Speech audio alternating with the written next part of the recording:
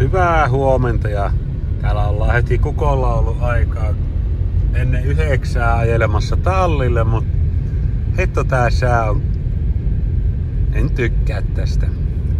Ihan tuota hanurista tämmönen vesisade ja kylmä vesisade, 3 astetta lämmintä.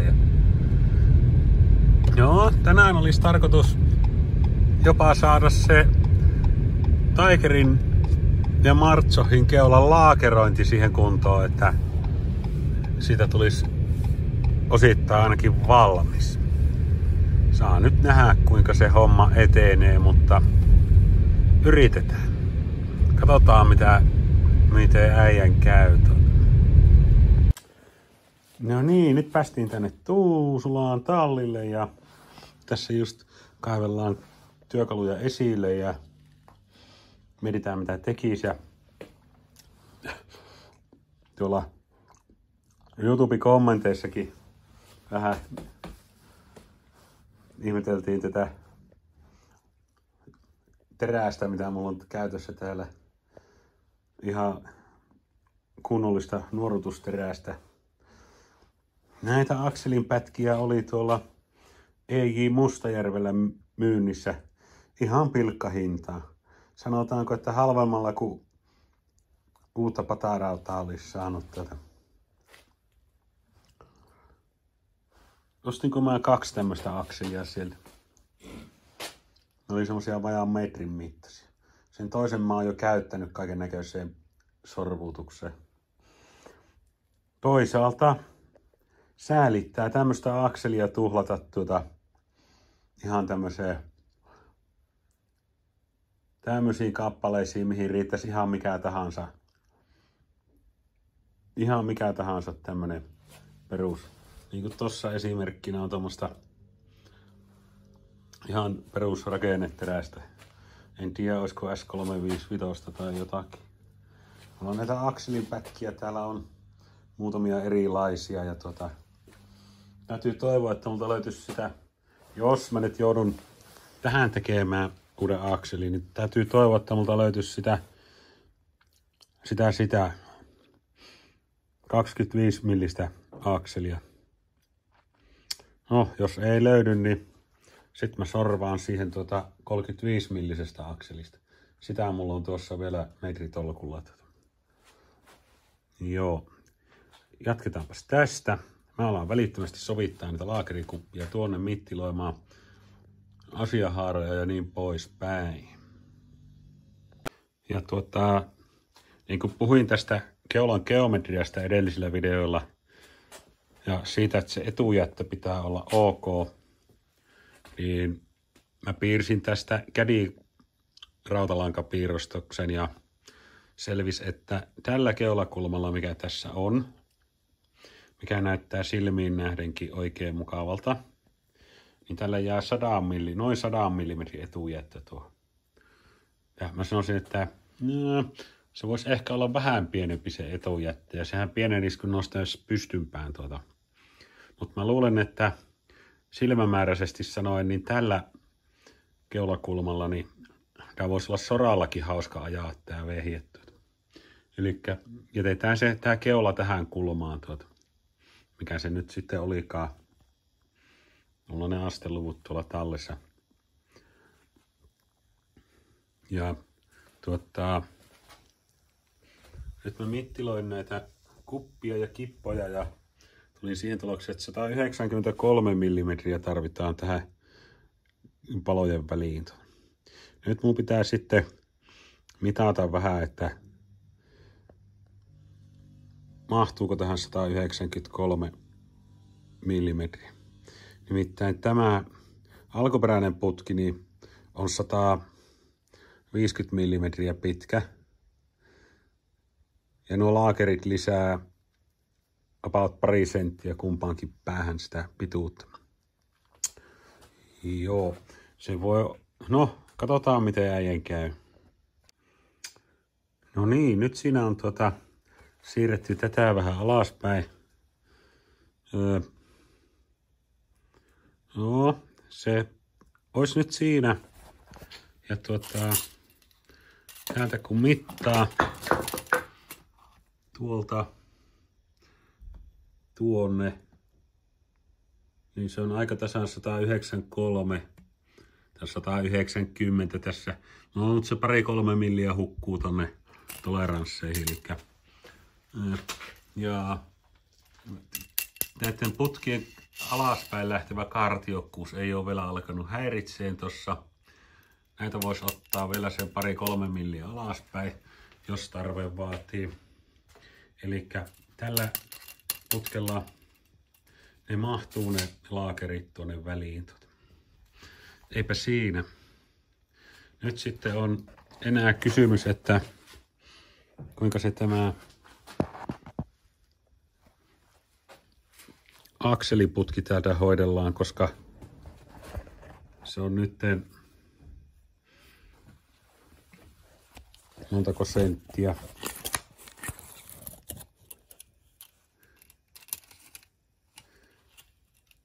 Ja akseliputki on 2-3 senttiä nyt liian lyhyt. Siinä olisi, hitto kun se putki yltäisi edes vähän matkaa tuohon,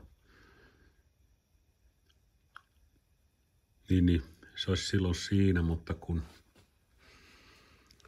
se nyt näyttää, että se ei yltä ollenkaan tuonne. No, mun on purettava tuo keula ja rööttävät zoomaalle lähteeksi tuolta irti. Siis kysymyshän on siitä, että kuinka helposti se lähtee irti. Sehän lähtee sieltä, jos ei muuten, niin kaasupillillä poltetaan se sieltä irti. Kokeillaan tuosta jurskauttaa sitä. Ei siinä mitään kierrettä ole.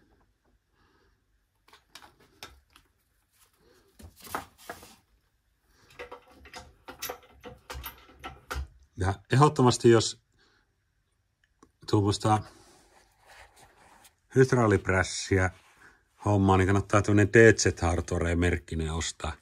Ja tämmönen malli, missä voi tätä sylinteriä liikuttaa täällä yläorressa. Antaa paljon enemmän mahdollisuuksia, kun tuon voi liikuttaa ton männän tuosta sopivaa asentoa.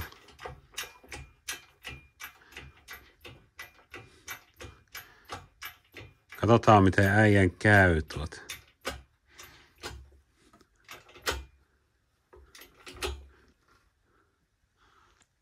Joo. Mitenköhän on? Tätä voisi tietysti alumiinia tuosta vähän lämmittää. Se auttaisi tilannetta. Hitto kun se pamahtaa tuosta. Laitetaan kuulosuojaimet päähän tuota.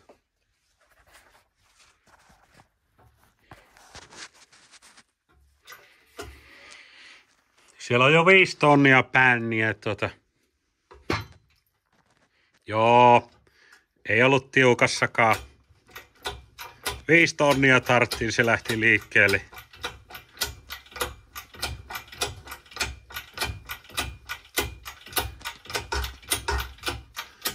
Joo, se irtosi siitä.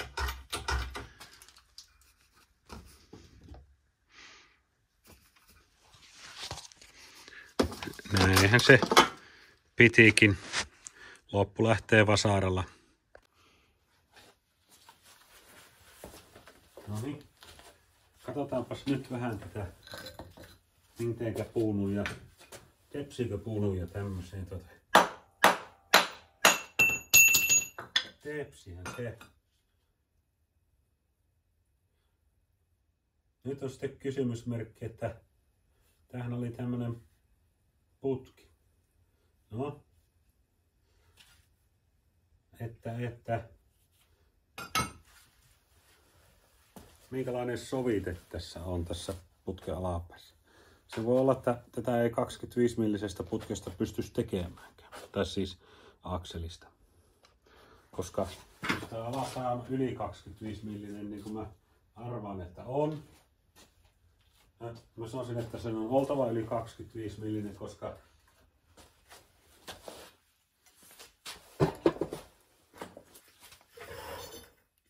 Mitataanpas tuosta. Joo. Se on 25 piste.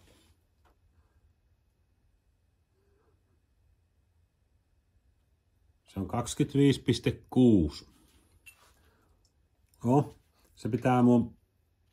Eli tässä on tämmönen määrätty sovite 20... Nyt meni sopertamiseksi. Eli tässä on semmonen mitta, että se tarttuu tuonne kolmiopalaan kiinni. Ja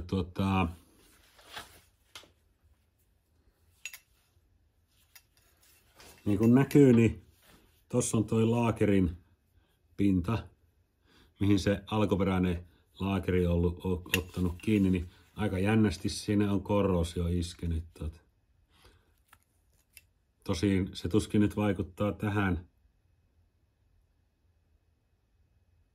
Kyllä tässä on vielä mitta kohdallaan noin niin kuin arviolta. Ja tuolla näkyy tuo ylempi laakeri kaula. Joo. Ja sitten, joo, kattokaapas, tämä on tehty oikein tämä putki. Elikkä nämä on pikkusen paksummat nämä laakerin kohdat täällä, kun tämä väli. Eli se on kevennetty tästä välistä tämä putki tai akseliksi, sanotaan nyt akseliksi tätä. Elikkä nyt kun olisi 30 millistä akselia, tai sanotaan, että kun olisi 26 millistä akselia, niin olisipa elämä helppoa. Jostakin 35 millisestä akselista tämmöisen osan sorvaaminen, niin miten minä voisin kuvailla sitä, että jäätävää työmaata. Aivan kauhia työmaata. Ei voi ihminen edes käsittää semmoista sorvaamisen määrää. No, se täytyy nyt mun alkaa harkitsemaan näitä vaihtoehtoja ja tekemään mittauksia tuosta. Mä just mietin, että jostakin kaupoista saattaisi saada patarautaa 20-30 millistä. Tämmöistä paksuseinästä putkea ei levy varmasti mistään. Ja aika jännästi tänne on vielä sorvattu tuommoinen pieni grantti, että se ei lipsaha läpi asti. Joo. Eihän siinä, mä rupean kaivelemaan tuolta nurkista rautoja, mietiskelemään minkälaisista raudoista tämä osaa tehdään ja sitten mä alan sorvaamaan tätä. No niin, nyt ei tarvinnut mennä merta edemmäksi kalaan, kun mä löysin tuolta nurkasta tällaisen 30 millisen akselin. Ja nyt mulla on arvaus. Mä en tiedä tämä akselin teräslaadusta yhtään mitään. Mutta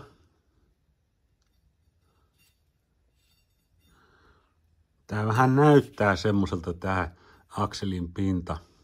Sanotaanko nyt, että kattokaapas.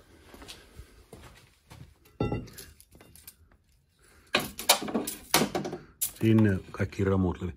Tämä ruostetta ottanut akseli.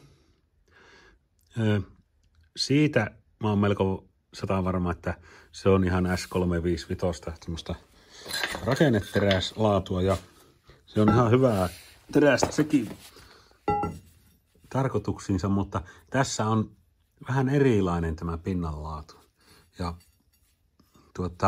sitten täällä on tämmöinen värimerkintä täällä akselin päässä. Näistä värimerkinnöistä tuolla mokkiakselinkin päässä on joku värimerkintä. Niistähän ei kukaan tiedä yhtään mitään muuta kuin se jokaisen on merkinnyt jollakin värillä.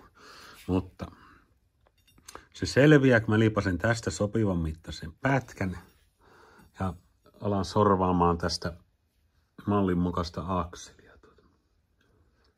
Joo, eli mun pitää tehdä taas jonkunlainen sketsi tästä, mihin mä merkkaan ne paikat, mihin kohti se tulee ne laakerit siihen. Ja sitähän ei tarvitse sitä laakerisovite-osaa olla siinä akselilla kuin hyvin lyhyeltä matkalta. Joo. Mäpäs rupean hommiin ja taas sorvataan tuntikausia.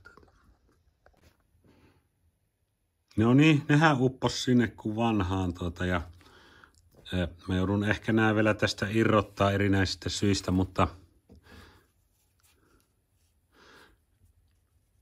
tuolla on pikkusen väljyyttä sen verran, että tällä laakerikooli saa sieltä tarvittaessa poiskin. Lopullisessa asennuksessa sinne turautetaan tippalaakeriliimaa, niin nämä ei pääse pyörimään nämä kehät. Ja ne on siellä. Istuu aika hyvin. Ja tää on nyt sen takia nämä tässä, että mä saan mitattua sen tarkan etäisyyden noiden koolien väliltä. Joo. Jatketaanpa tästä. Tehdään vähän mittauksia, jotta mä saan selville, mihin kohtiin nämä laakerit istuu tässä. Noin niin kuin, mihin kohti siinä akselissa pitää ne laakerisovitteet tehdä ja niin poispäin. Joo, se on tuo laakerien tai noiden suojien etäisyys tossa, niin tasaan 200 millimetriä. Ja tarkkuus on 20 mikrometriä, niin kuin tuossa lukee. Joo. Eli 20 senttiä tasan, 200 millimetriä. Joo, eli mä eka arvelin, että se olisi ollut 193, 7 millimetriä. Vieläköhän niitä pystyy alakolmiopalaa siirtämään 7 millimetriä alaspäin. Jos ei pysty, niin sitten mä madalan tuosta sen sentin poistot. Mutta mä voin tämän pystyputken tekaasta nyt jo heti näillä tiedoilla. Mä teen vaan sitä sen verran pitkän, että se riittää varmasti läpi asti. Se voi sitten perästä päin lyhentää sopivaksi. Semmonen sitten tehdään. Eli 200 millimetriä.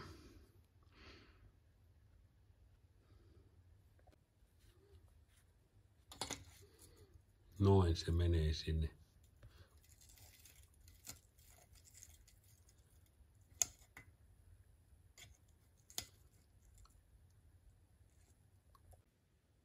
No niin, nyt on tässä tämmönen tieteellinen piirustus ja mä katkaisen tosta akselista, jonka mä hukkasin, niin tossahan se onkin. Niin tommosen 270 millimetriä pitkän pätkän. Se lopullinen mitta on noin 260. Mä luulen, että mulle riittää sentti oikaisuvaroja. Voihan sitä tehdä vaikka, tehdään se 270 millimetriä pitkä. Eli tossa on noin mitat Joo. Näillä mitoilla se akseli saadaan tehty. Eli sitten laitetaan seuraavaksi sorvit soimaan.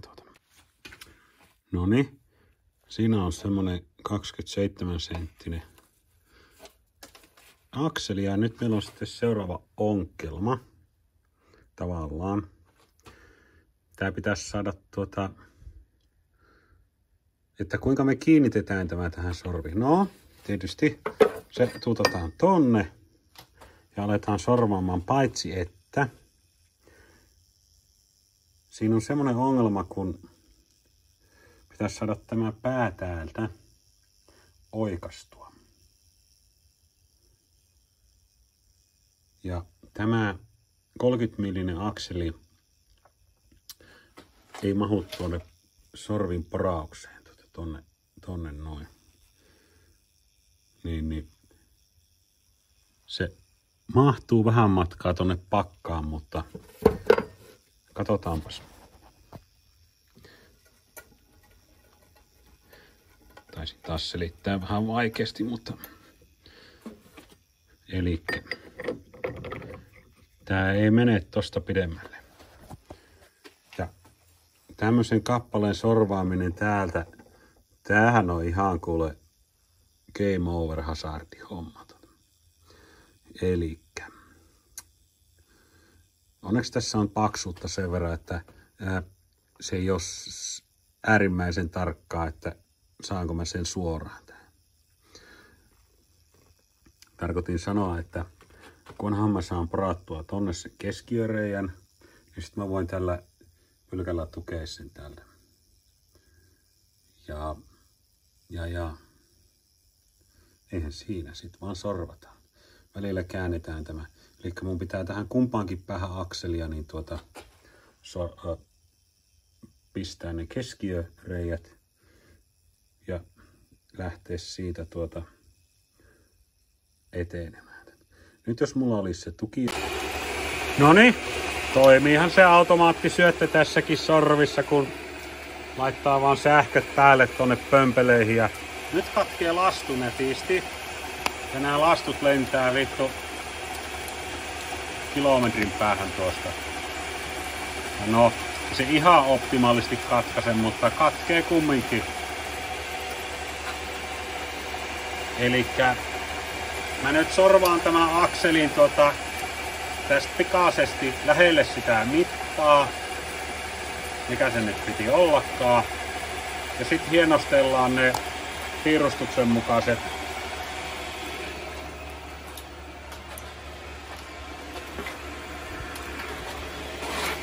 käytetään tossa tuommoista laskusuojaa. Elikkä mulla on tässä piirustuksessa kaikki kriittiset mitat tälle härvelille.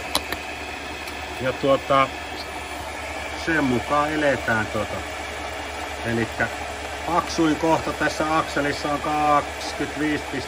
mm, että se on nyt sama kumpaan päähän mä sen tuosta sorvaan pikkusen vois laittaa enempi syöttöä, kun ei tunnu ahistavan vielä yhtään. No, tohon jäi nyt raita tommonen kierre, kun mä pakitin tuon tuosta ottamatta terää irti raudasta, mutta tää ei nyt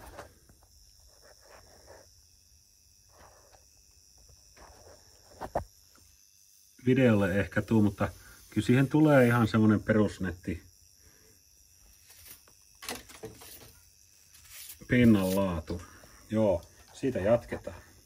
Tämähän toimi paremmin kuin mä osasin arvatakaan. Joo, tän akselin tää paksuin kohta täällä. No, tossa on vielä vähän paksumpi, mutta tää kohta, niin se on 25,5. 2555. Elikkä pyöristetään 25,6 mm. Tai 25,5 mm. No, sitä luokkaa kumminkin. Ja no, tästä jatketaan. Noniin. Nyt tähän on tää ensimmäinen osuus jyrsitty nimenomaisesti, koska se on totta, että pienellä hipistelylastulla niin ei tule kovin hääviä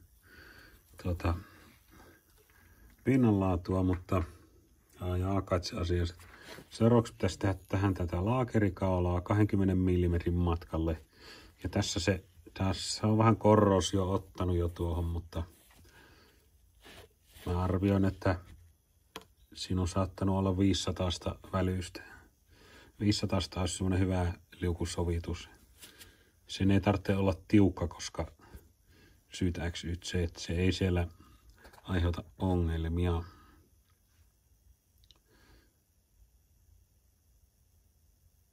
No. Mitenköhän on? No, siihen voisi ehkä 500, olisikohan se liikaakin. No, katsotaan, kokeillaan.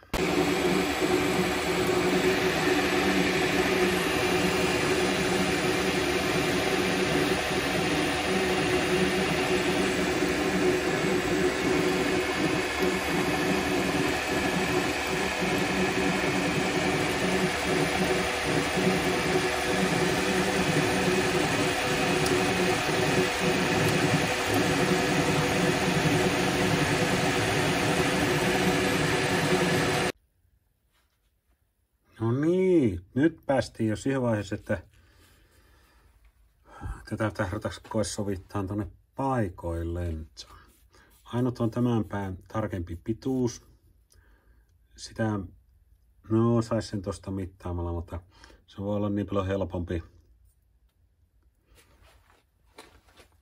tossa mallata. Mä mallaan sen niin, että mä en laita sitä tonne kolmiopalaan kiinni, vaan. Mä tiedän tossa suunnilleen mihin kohti se laakeri pitää mennä, niin mä voin sitten siitä vähän zoomailla. Mut katsotaan. Tietysti jos kehtais sen prässätä paikoilleen, niin sen sais mitattua justiinsa, mutta antaiskohan se, koska tämän pään tarkalla pituudella ei ole niin väliä, kunhan se on alle sen yläkolmiopalan yli pinnan, kiristyspinnan, että jos se on vaikka 5 milliä lyhyisempi, niin hyvää vaan oikeastaan. Joo. Sieltähän se pilkistää. Joo. Sieltä pilkistää tuo alapää. No, mä nyt mittiloin tuohon semmoisen sopivan mitaa. Sitten sorvissa väänkslätään lyhyisemmäksi tuo. Sitten mä tekasen tonne jonkun kierteen. Onko se sitten M12 vai M10? Sitä on luokkaa kumminkin. Mulla on semmonen keksintö, että mä teen semmosen spesiaalin tasakantaisen pultin tähän ja sitten tähän päälle tulee semmonen hienosteltu suojalätkä, mikä on tosta parilla ruuvilla kiinni, mikä lukitsee sen säätökiristyspultin tossa. Joo, kyllä sit jonkinlainen tulee. No niin, siinäpä se akseli nyt on. Se meni suunnilleen samalla voimalla tonne sisään, millä se alkuperäinen akseli lähti irti ja Nyt sitten koekasataan tämä. Nyt on jännät hetket. No niin, siinä se nyt sitten on se pultin alku. No pitää vähän lyhentää pulttia ja tähän pultin kantaan mä hitsaan sitten tohon sopivan semmosen muhvin. Ja sitten tähän päälle tulee semmonen koristelevy, millä se lukitaan tämä pultti. Se on ratkaistu siitä. Ja sitten tämä on tuolla näkyy tuo laakeri, kuppi ja tuolla tää alempi. Ja niissä on aika pieni rako tuolla välissä kummassakin päässä, että ei sinne ainakaan isot roskat lennä tuonne. Jos vertaa niihin alkuperäisiin laakereihin, mitkä oli täysin avoimet, niin tämähän on jo tuntuva parannus.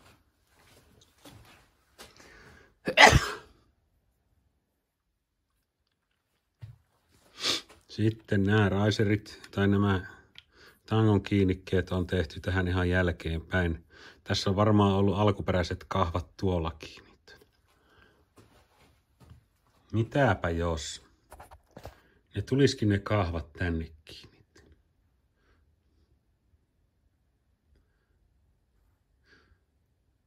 Nyt tuli pitkä hiljainen hetki. Joo. Jos sinne tulisikin sellaiset kyykykahvat. Mitä jos tästä tulisikin semmonen kyykkymalli? Joo. siinähän sitä on miettimistä. Nämä on tosin, joustaako se? Toinen putki näistä oli melko löysä jostakin syystä. Mä en tiedä, onko siellä kaikki ok tällä sisällä, mutta sehän selviää sitten, kun mä avaan nämä. Pitää käyttää auki nuo ja putsata ja vaihtaa öljyt sinne ja niin poispäin. Ehkä nuo stefaatkin näyttää vähän vuotavan, niin jos siihen löytyisi uudet nuo huulitiivisteet tähän Martschöihin Joo. Sen näköinen siitä nyt sitten tuli ja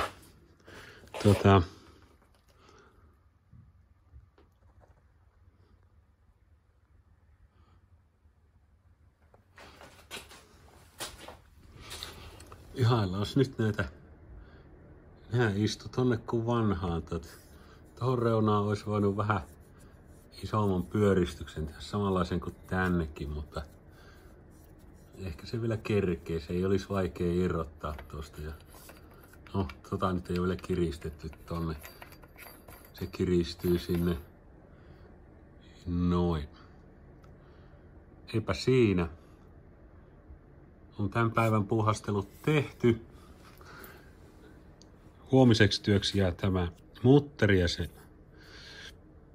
peitelevyn teko, jos nyt mulla sattuu niitä peitelevyaineksia olemaan. Se voisi sen peitelevyn tähän kiinnittää jollakin hienoilla ruuveilla tai uppokanta. Mä mietin 5 millin uppokanta ruuvia. Ehkä alumiinilevy. Kerran tää muut osat alumiinia. Ja mitä vielä. Ja tästä kannasta kun tekee, kato, just sen verran korkeamman kuin mitä tää pinta on, niin se sitten kiristys hyvin tuo. Mutta se on nyt tämän päivän hommat hoidettu ja kiitos kaikille, jotka katso tänne asti. Näkemiin seuraavalle videolle.